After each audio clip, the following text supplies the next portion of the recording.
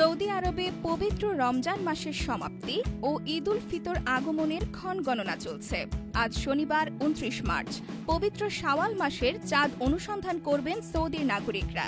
এদিন সন্ধ্যা থেকে ঈদের নতুন চাঁদ দেখার জন্য দেশবাসীকে আহ্বান জানিয়েছেন সৌদি আরবের সুপ্রিম কোর্ট। শনিবার সন্ধ্যায় যদি চাঁদের দেখা মেলে তবেই শেষ হবে সৌদির মুসলমানদের এক মাসের সিয়াম সাধনা, শুরু হবে ঈদ উৎসবের আমেজ। খবর গালফ নিউজের। আর যদি চাঁদ দেখা না যায় তবে আরও একদিন রোজা রাখার সুযোগ পাবেন দেশটির মুসলমানরা। এদিকে সৌদি আরবের মতো সংযুক্ত আরব আমিরাতেও একই দিনে চাঁদ দেখার আহ্বান জানানো হয়েছে।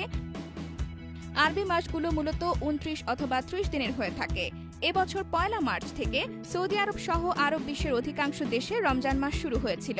২৯তম দিনে চাঁদ দেখা না গেলে মধ্যপ্রাচ্যের দেশগুলোতে ৩০ রোজা পূর্ণ হবে।